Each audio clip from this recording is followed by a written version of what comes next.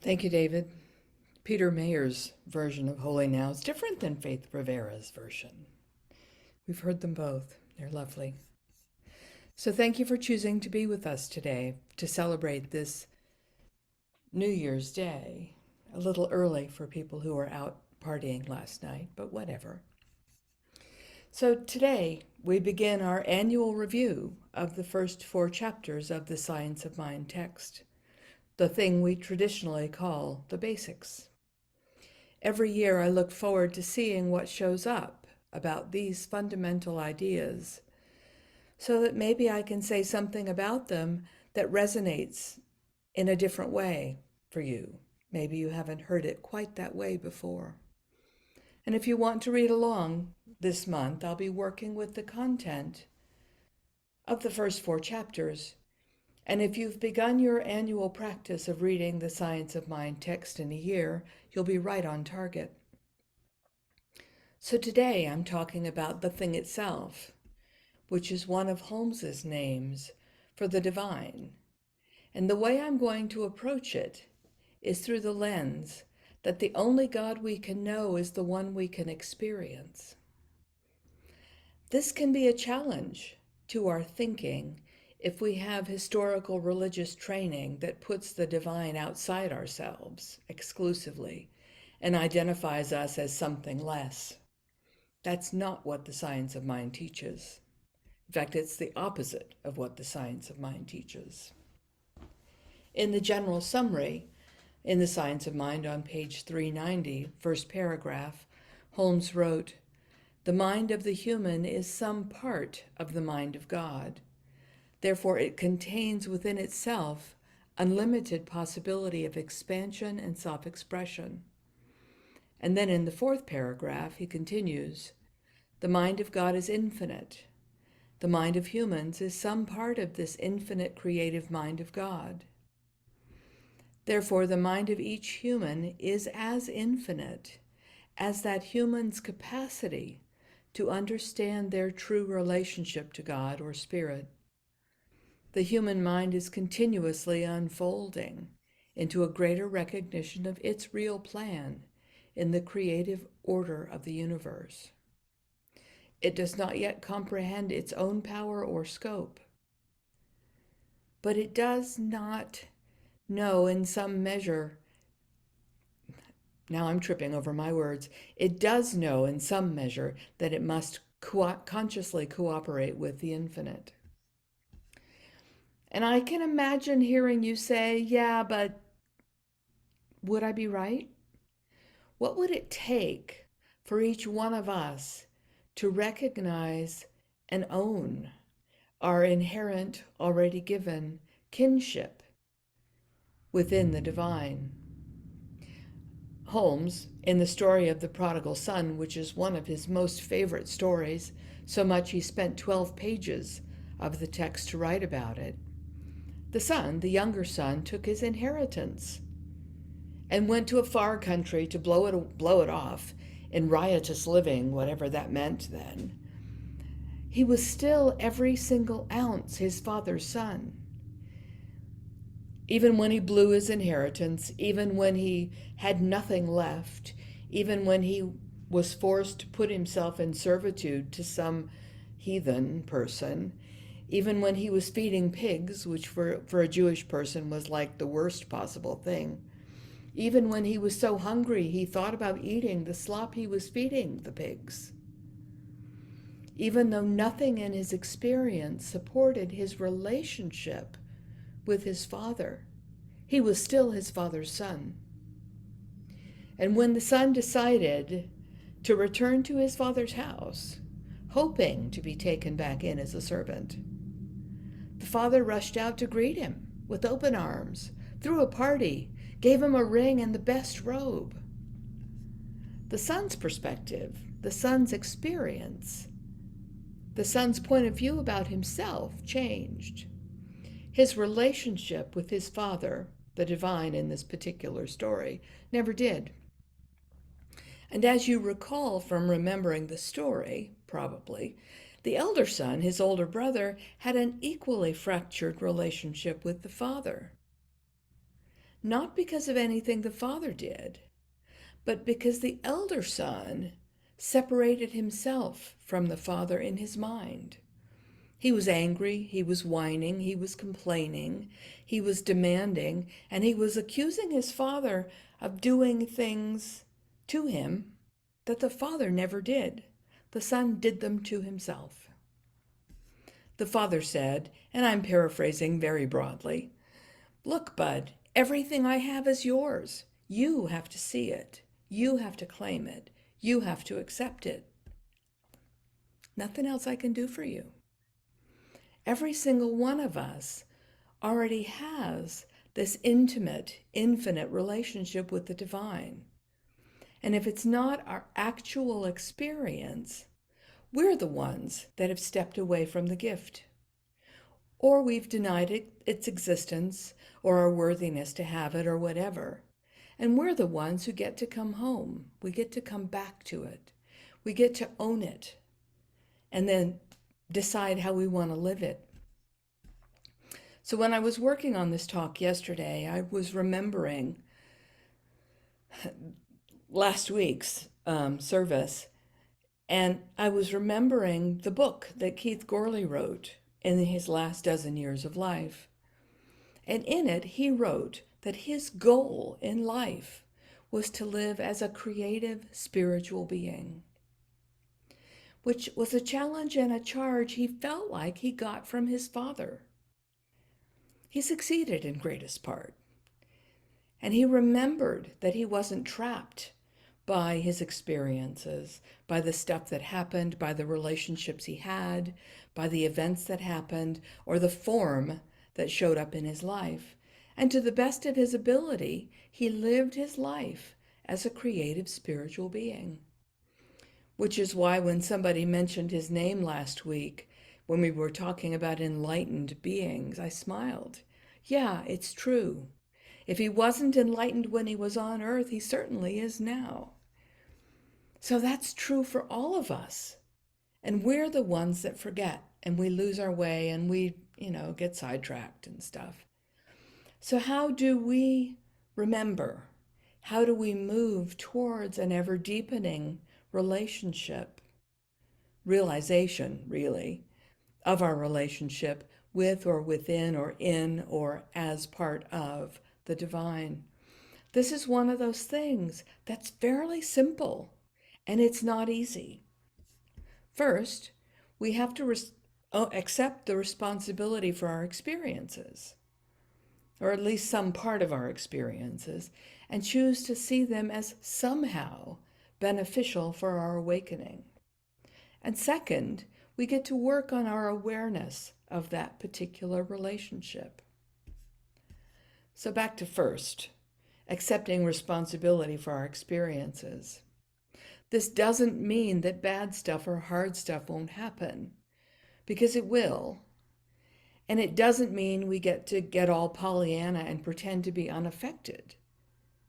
We do have experiences, and we feel them.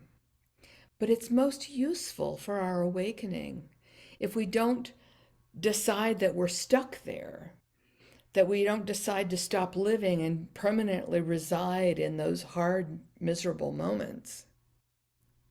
And it also means we can't judge anybody else's experience.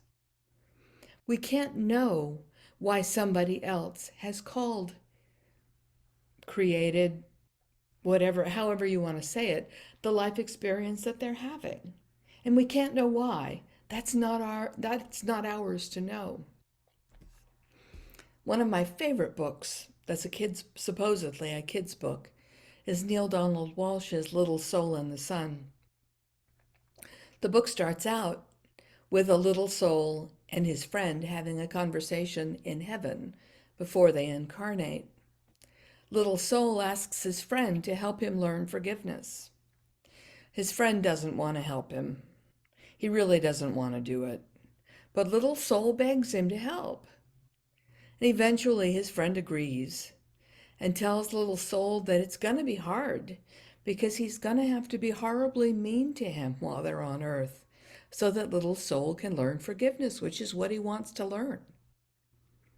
And maybe some people come into our lives and are incredibly mean to us, or they require a huge amount of attention and compassion from us because they or we have decided that we or they want to gain a particular awareness.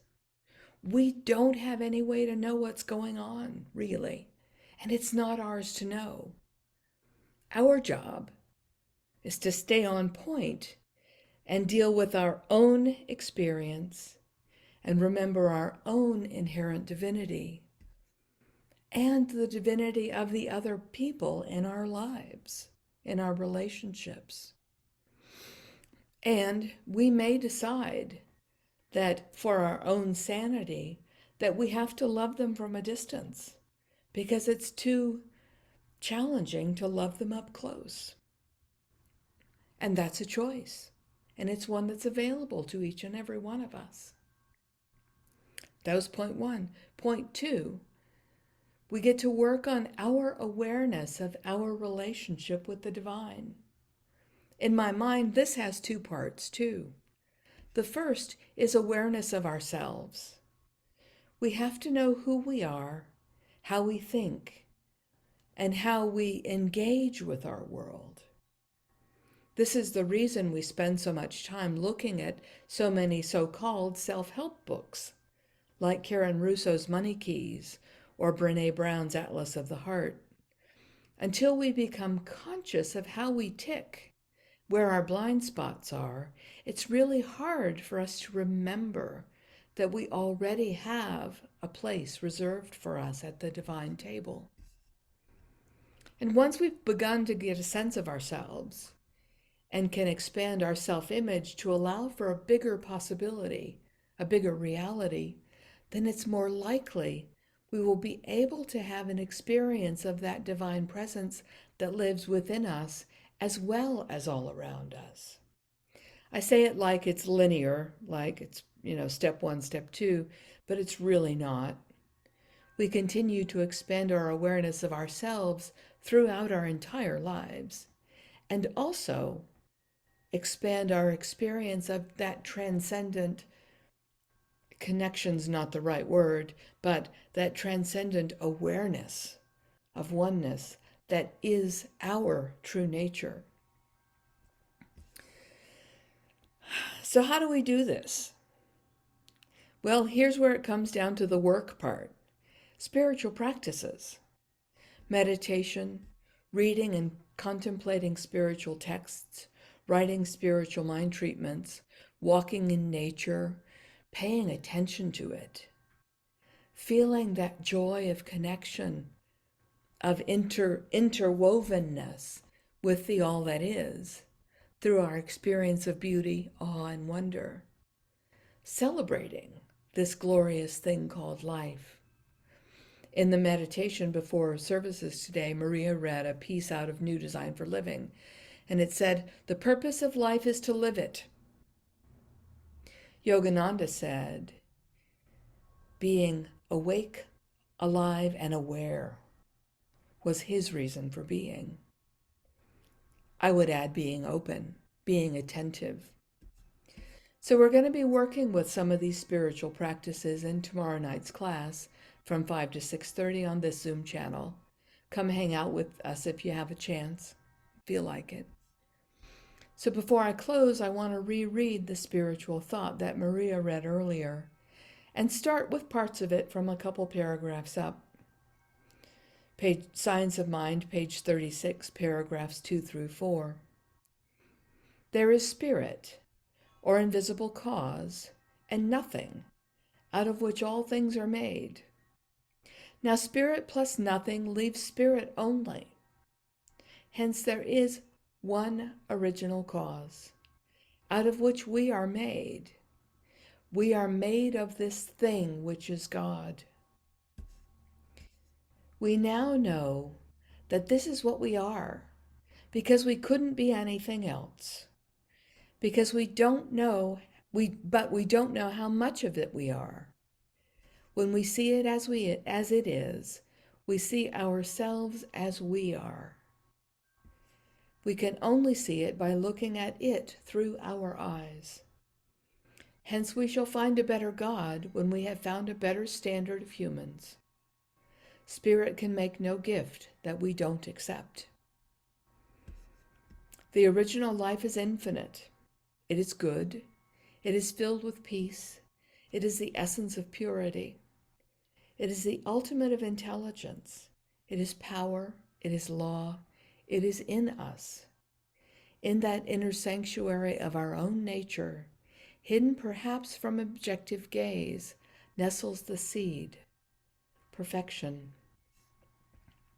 So I want to close by using a fragment of the reading I used in yesterday morning's daily practice that was written by Dr. Guy Williams, who is senior minister at Hilltop CSL in Fallbrook, California.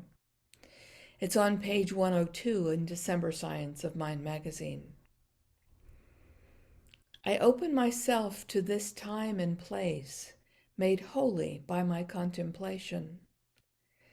I open my heart, my mind, and my very being to being present to this vast and amazing cosmic story, which is still being told.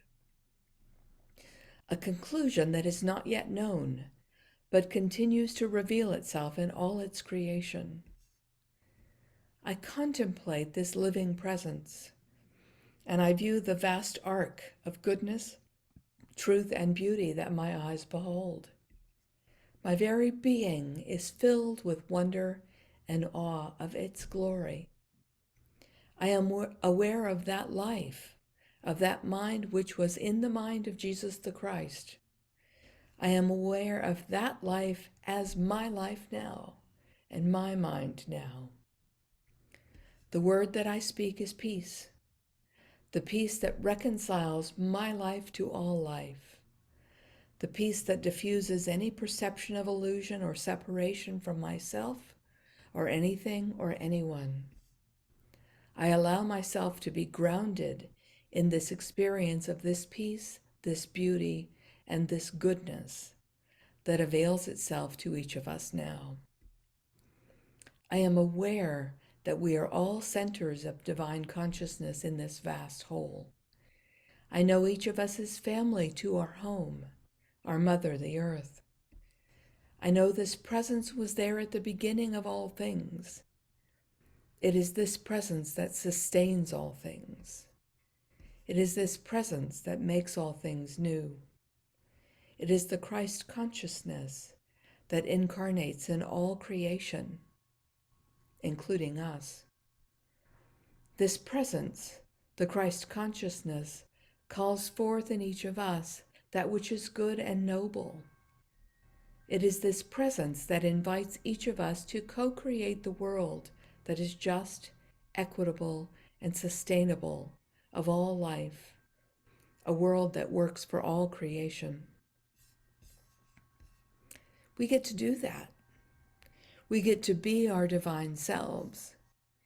We get to remember and practice and experience and explore what it means to be God as us.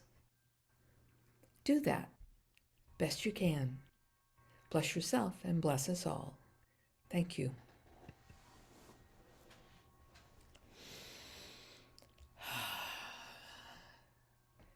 So now I get to roll into the prayer, this affirmative way of praying that we use around here. So if I've said anything useful to you that you can make use of in your life, hold it in your mind while I speak the words. I recognize this one life, this one mind, this one heart, this one peace, power, poise, order. And I know that life as God itself. I know that life lives in, as, and through me, in, as, and through all beings. And I know that life has already been given to each and all, and every single one gets to explore and express and experience goodness, however they define it. Whether they view it from the light or the shadow side, it's still goodness. I recognize this life, this opportunity, this possibility of expansion, exploration, joy, delight that has already been provided to each one. And this opportunity each one has now to live the life of their choosing, to have the experiences of their choosing, to experience, explore, and express this beingness of the divine as themselves. I accept this gift as given. I know it shows up in my life and in the life of all. And I roll around and relish it just like a dog on a sunny day with a mud puddle, because the gift has been given and I accept it. And I find joy in this life. I find peace. I find harmony. I find an opportunity to be. Relaxing into the goodness of this life, I celebrate and I let it be. And so it is.